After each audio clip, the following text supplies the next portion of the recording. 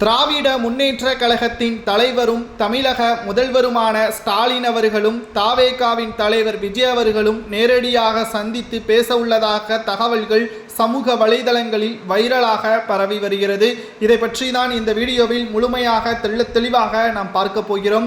கரூரில் நடைபெற்ற துயர சம்பவத்திற்கு பிறகு தமிழக வெற்றி கழகத்தின் கட்சியவே கலைக்கக்கூடிய ஒரு சூழலை உருவாக்கியுள்ளது என்ற சமூக வலைதளங்களில் நம்மால் பார்க்க முடிகிறது. அவ்வளவு வெறுப்புகள் விஜய் அவர்கள் மீது திமுகவினரால் பரப்பப்பட்டு வருவதாகவும் வீடியோ மூலமாக நேரடியாக ஸ்டாலினுக்கே சவால் விடும் அளவிற்கு விஜய் அவர்களது பேச்சுக்களும் அமைந்திருக்கிறது. இதுவும் ஒரு கான்ட்ரவர்சியாகவே மாறியது. விஜய் அவர்கள் அரசியல் கட்சியின் தலைவராகவே செயல்படவில்லை, அவருக்கு அந்த பக்குவம் இல்லை என்று திமுகவின் கூட்டணி கட்சிகளும் முடிவுகளை மேற்கொண்டுள்ளது. மேலும் கரூரில் பாதிக்கப்பட்ட குடும்பத்தினருக்கு நேரடியாக சென்று ஆறுதலையும் உதவித்தொகை வழங்குவதற்கும் நேரடியாக செல்ல வேண்டும் என்று காவல்துறை அதிகாரிகளிடம் தானாகவே முன்வந்து கடிதம் ஒன்றை கொடுத்துள்ளார். ஆனால் அந்த கடிதம் நிராகரிக்கப்பட்டுள்ளது காவல்துறை அதிகாரிகளால். இதை பற்றி முதல்வர் ஸ்டாலின் அவர்களிடம் பேசுவதற்கும் என்னை ஏன் இவ்வளவு மோசமாக நடைமுறைப்படுத்துகிறீர்கள் என்பதை கேட்பதற்கும்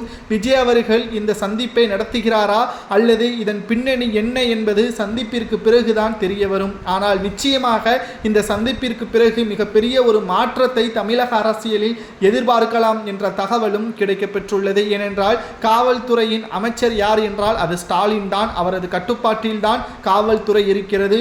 மேலும் பல்வேறு கட்ட நடவடிக்கைகளுக்கு பிறகு வீடியோ பதிவு செய்த பிறகு விஜய் அவர்கள் ஸ்டாலினை சந்திக்கிறார் என்றால் இதில் பல்வேறு அர்த்தங்களும் இருக்கிறது. இனி விஜய் அவர்களது அரசியல் முற்றிலும் மாறும் என்றும் கூறப்படுகிறது. பலரும் விஜய் அவர்கள் ஸ்டாலினிடம் மன்னிப்பு கேட்பதற்குத்தான் இந்த சந்திப்பை நடத்துகிறார் என்று கூறி வருகிறார்கள். முழுக்க அவர் மன்னிப்பு கேட்பவர் கிடையாது. இந்த சந்திப்பிற்கு பிறகு திமுகவிற்கே அச்சம் ஏற்படக்கூடிய வகையில் அரசியல் பயணம் அடுத்த கட்டத்திற்கு செல்லும் என்பதையும் நிச்சயம் அதிமுகவின் தலைமையேற்று கூட விஜய் அவர்கள் கூட்டணியை உறுதி செய்துவிட்டால் திமுக நடுக்கத்தை ஏற்படுத்தும், திமுக டெபாசிட்டை இழக்கக்கூடிய ஒரு சூழலையும் உருவாக்கும்.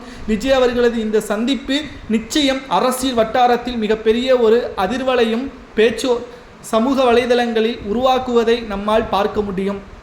கரூரில் நடைபெற்ற துயரத்திற்கு திமுக தான் காரணம் என்ற ஆதாரமற்ற செய்திகளும் சமூக வலைதளங்களில் வைரலாக பரவி வருகிறது. நீதிமன்றத்தின் இறுதி தீர்ப்பை பொறுத்து தான் அடுத்த கட்ட நடவடிக்கை என்ன என்பதை நம்மால் பார்க்க முடியும். தற்பொழுது விஜய் அவர்கள் ஸ்டாலின் அவர்களை சந்தித்து பேசினால் உண்மைத்தன்மை வெட்ட வெளிச்சத்திற்கு வந்துவிடும். அதிமுக கூட்டணி உறுதியா அல்லது தனித்து போட்டியிடுகிறாரா விஜய் என்பதும் தெரிந்துவிடும்.